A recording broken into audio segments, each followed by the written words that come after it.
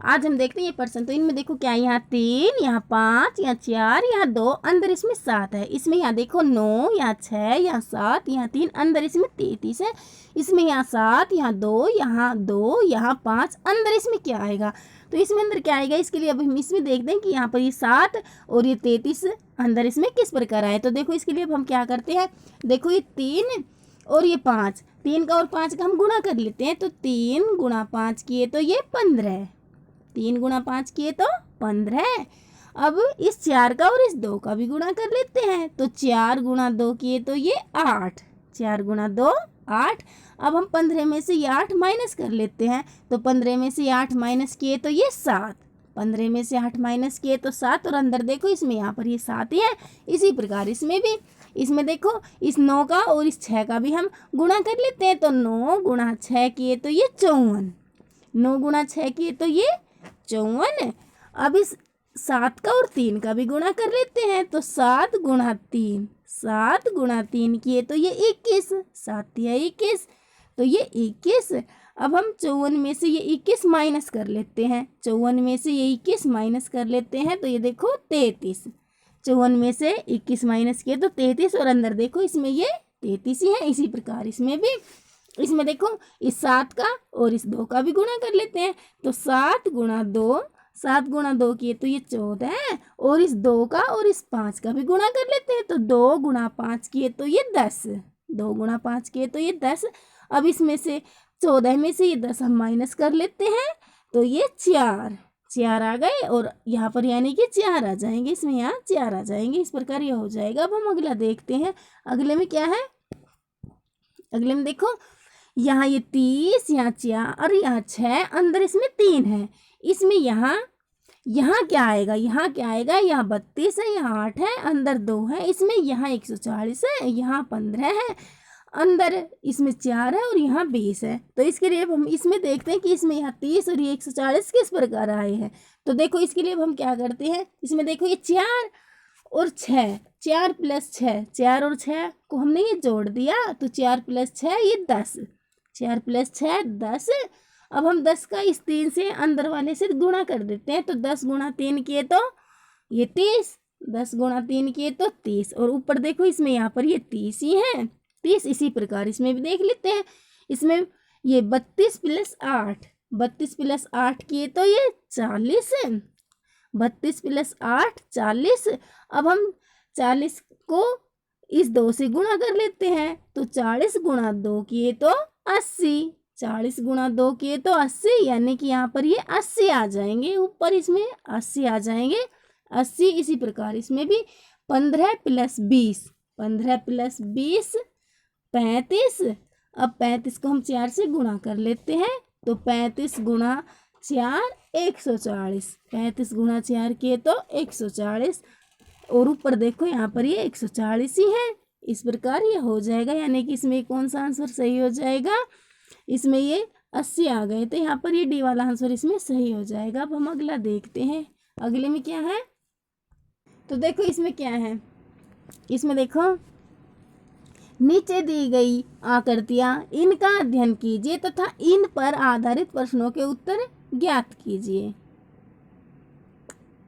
तो देखो इस आकृति में हमें क्या बताना है, इसमें हमें बताना है कि इसमें ये कितने वर्ग हैं, इस आकृति में वर्गों की संख्या कितनी है।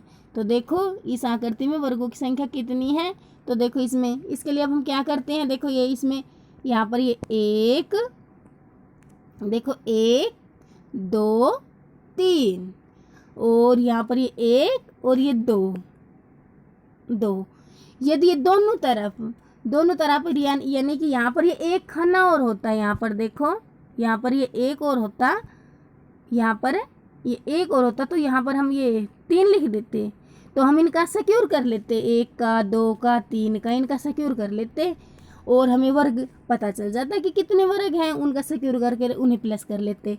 लेकिन इसमें एक नहीं है, यहाँ पर नीचे एक नहीं है, इसलिए इसके लिए अब हम क्या करते हैं। तो देखो इसमें ये 1 2 3, यहाँ पर ये लास्ट में इसमें क्या है, ये 3, तो यहाँ पर हम ये 3 लिख लेते हैं पहले, 3 गुणा, और ये नीचे की तरफ इसमें लास्ट में क्या है, ये 2, तो 2, यहाँ पर ये 2 लिख लेते हैं। तो 3 का और 2 का गुणा किया तो 3, ये 6, 3 गुणा 2 किए तो ये 6। अब इसके बाद देखो इसमें क्या करते हैं, 3, 3 से 1 कम क्या है 2, 3 से 1 कम 2 गुणा 2 से 1 कम क्या है 1, तो 2 गुणा 1, 2 1 कम 2, तो यहाँ पर ये 2, यहाँ पर 2। अभी इन्हें क्या करते हैं, हम इन्हें प्लस कर लेते हैं, तो ये 6 और ये 2 कितने हो गए 8, 6 और 2 8, यानी कि इस आकृति में वर्गों की संख्या कितनी है 8, यहाँ पर ये 8 आ जाएगी। इस आकृति में देखो वर्गों की संख्या 8 आ जाएगी, यानी कि इसमें ये 8 है। इसमें देखो ये जो 1 2 3 इस वाले का और ये नीचे वाले का, यहाँ पर हमने गुणा किया, फिर 3 से 1 कम लिखा और यहाँ पर देखो इस 2 से 1 कम लिखा और फिर उनका गुणा किया हमने और फिर उन्हें प्लस कर दिया। अब हम अगला देखते हैं, अगले में क्या है।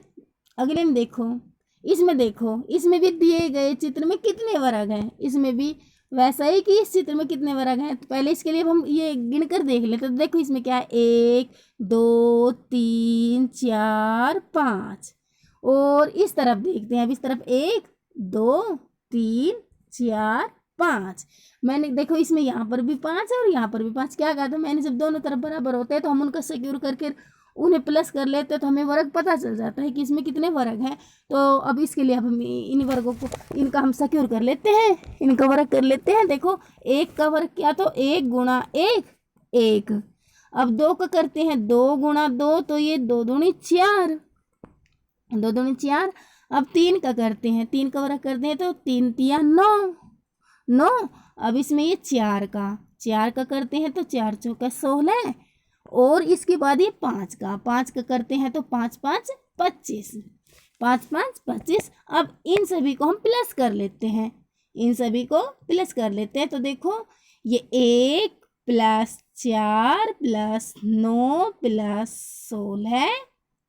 16 प्लस ये 25, इन सभी को देखो अब हमने प्लस किए तो ये कितने हो गए, इन सभी को प्लस, तो ये 55 हो गए। ये देखो 1 प्लस 4 प्लस 9 प्लस 25 16 प्लस 16 बराबर 55 हो गए, यानी कि इसमें ए आ जाएगा, इसमें ये सही हो जाएगा। दिए गए चित्र में कितने वर्ग है, तो इसमें कितने वर्ग है, ये 55 है, क्योंकि इसमें देखो ये दोनों तरफ 5 5 है, इसलिए हमने उनका सिक्योर कर दिया। यदि 5 5 नहीं होता, एक तरफ कम या ज़्यादा होता, तो उनका हम वैसे करते जैसे हमने ऊपर वाले में किया था, गुणा कर और फिर उनसे 1 कम कर। अब हम अगला देखते हैं, अगले में क्या है। अगले में इसमें देखो सी के विपरीत तल पर कौन सा अक्षर होगा, सी के विपरीत तल कौन सा अक्षर होगा। तो इसके लिए देखो अब हम क्या करते हैं, इसमें सी के विपरीत देखो, इसमें पहले हम कॉमन देखते हैं, यानी कि इसमें देखो ये ए है और नहीं, पहले इसमें डी देखते हैं। इसमें देखो ये डी है और यहाँ पर डी है, यानी कि यहाँ देखो डी और ये इसमें भी डी है, डी और ये डी। इसके बाद इसमें देखो यहाँ ए है और इसमें भी ए है, तो ये ए और इसमें भी ए, दोनों में ए। पहले ये देखो हमने कॉमन देखी डी और फिर ये ए। इसके बाद देखो अब इसमें क्या बच गया, उसमें देखो वहाँ पर ये सी रह गया था और यहाँ पर देखो ये ई, और इस पर्सन में क्या है, देखो सी के विपरीत तल कौन सा अक्षर होगा, तो ये ई, सी के विपरीत ई, यानी कि सी आंसर इसमें सही हो जाएगा, यहाँ पर ये ई आ जाएगा। अब हम अगला देखते हैं, अगले में क्या है। 5 से की निम्न स्थितियों अनुसार स्पष्ट कीजिए कि 5 के विपरीत पृष्ठ पर कौन सा अंक होगा। इसमें 5 के विपरीत पर कौन सा अंक होगा, तो देखो इसमें भी पहले कॉमन 1 और देखो इसमें भी यहाँ पर ये 1 है, दोनों में 1 है, यानी कि पहले यहाँ पर देखो ये 1 और ये 1।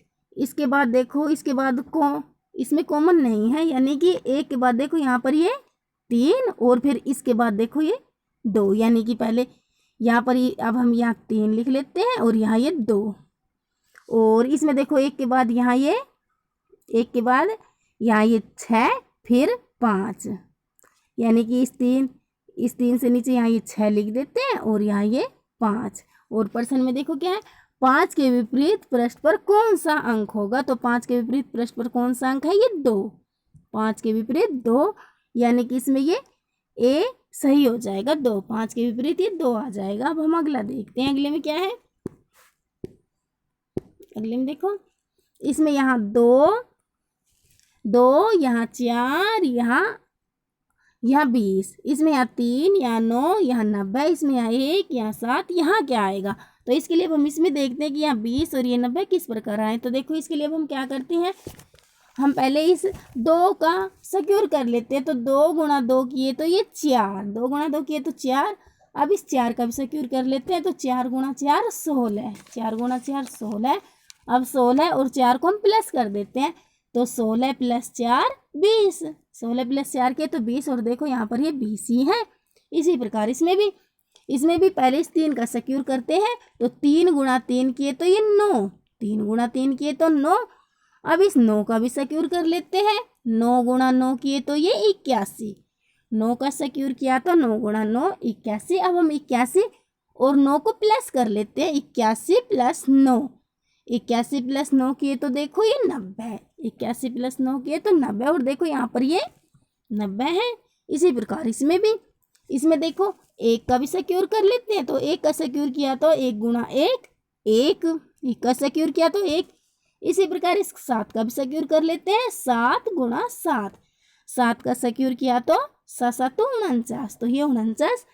अब हम 49 + 1, 49 + 1 किए तो ये 50, 50, यानी कि यहाँ पर ये 50 आ जाएंगे। इसमें सी आंसर सही हो जाएगा 50। अब हम अगला देखते हैं, अगले में क्या है। इसमें देखो, निम्न आकृति का जल प्रतिबिंब क्या होगा। इस आकृति का जल प्रतिबिंब क्या होगा। तो देखो, किसी भी चीज़ को जब हम जल में देखते हैं तो ऊपर वाला हिस्सा हमें नीचे की तरफ दिखाई देता है और नीचे वाला हिस्सा ऊपर की तरफ दिखाई देता है। तो इस आकृति का भी ऐसा ही होगा, जो ऊपर वाला हिस्सा हमें नीचे की तरफ दिखाई देगा और नीचे वाला हिस्सा ऊपर की तरफ। तो देखो ऐसा इनमें से कौन से में है।